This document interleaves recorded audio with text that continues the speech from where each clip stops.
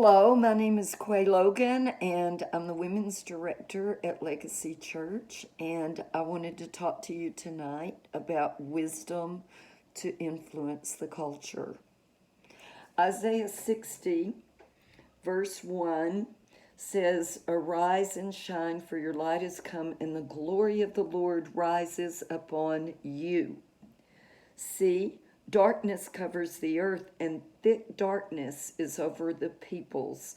But the Lord rises upon you, and his glory appears over you. Nations will come to your light, and kings to the brightness of your dawn." We are in a dark place right now, and we are to let our light shine because the world is looking for answers that they don't have, and we have them. And so it's time for us to arise and to let our light shine in the culture on those 7 mountains of influence that we talk about so often. Another place in Matthew 5:16, it says to let your light so shine among men that they will see your good works and they'll glorify our Father who is in heaven. Matthew 10:16, Jesus sent out the 70, and he said that he was sending them out like lambs among wolves. Therefore, to be as wise or as shrewd or as smart as a snake and as harmless as a dove. So whenever we're working with the culture, when we're trying to make a point or any of those things, we need to make sure that we choose our words carefully and that we watch our language so that we do not come across as being churchy or religious or irrelevant. I think so many times the world or the culture, because we're kind of outdated in our language, that they see us as irrelevant and maybe not able to make much of a difference.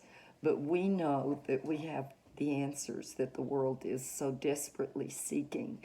So we need to be smart in how we approach them so that we can influence them in those different places.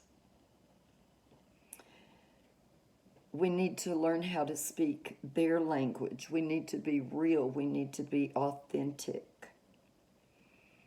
I've had the privilege several times to work in the theater community and to be among theater people in shows that were not considered to be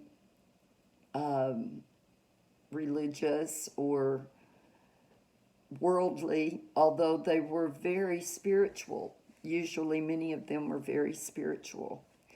I had the privilege a few years ago to work on a show in Houston, and I knew that almost all of the cast there were homosexuals. I was like, oh God, what do you want me to do? How do you want me to act? What do you want me to do there? And he said, I want you to go and I want you to love them and I want you to do theater. And so that's exactly what I did. And those people loved me and I loved them. But more importantly than that, they got to hang out with Jesus because I have Jesus in me. So they got to hang out with Jesus. And Jesus got to hang out with those people that he doesn't get to hang out with all that often because we believers don't take him to where they are. When Jesus was on the earth, he hung out with prostitutes. He hung out with tax collectors. He hung out with all of those people that were shunned and were looked down on by the religious group. And so some of us, all of us, have a marketplace ministry because all of us just about are out in the world. It's true, we're in the world but not of the world. However, we need to be influential in that world where we live. And we need to be different but not flaky. So anyway, in the school system, there are many, many of us who are believers who work in the school system, and we do minister covertly every single day. We minister covertly to staff, we minister to children, and we do make a difference. I have my kids' journal almost every day, and I have them journal about things that matter, and I challenge them to really go deeper and to think for themselves and to examine different things. And I'll throw in Proverbs very often, and I might say something like, there's a proverb that says, if you want to have friends, you need to show yourself friendly. What does that mean to you? And write about that. And so I've had kids come to me often and tell me that they really appreciated the journaling that we did, how it made them better writers, but also how it helped them to learn to think for themselves and to re-examine different things. So we do make a difference in the world. We are to disciple nations, and we are to go into all the world and preach the gospel. I've heard someone say sometimes use words, but we do need to be careful about the words that we speak. There's a very interesting book. This is called Words That Work. It's by Cindy McGill.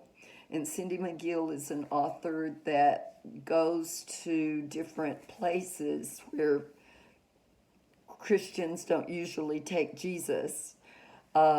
She goes to New Age festivals. She goes to Burning Man festivals. She goes to all these different kinds of festivals and just different places. She goes out on the streets and ministers to prostitutes. But she has a very covert way of doing it, and it's very effective.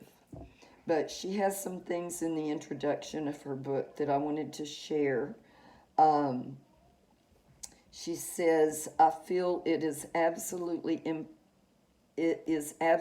important that we learn how to become wise and stealthy in navigating spiritual landmines through troubled times, as more and more spiritual freedoms are removed from us, our culture, our churches, our nation, and the world abroad.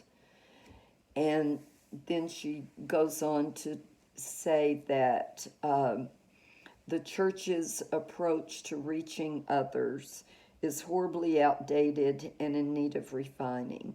Speaking truth in simple words and parabolic language will enable us to advance the message of Jesus to a world that has been convinced that they are condemned by him rather than loved by him, if they even believe he exists at all.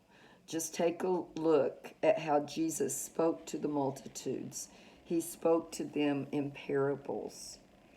So I would just encourage all of you that we need to learn to watch our language and to be authentic and to be wise, smart as snakes, harmless as doves, and let's go out and influence our culture with wisdom.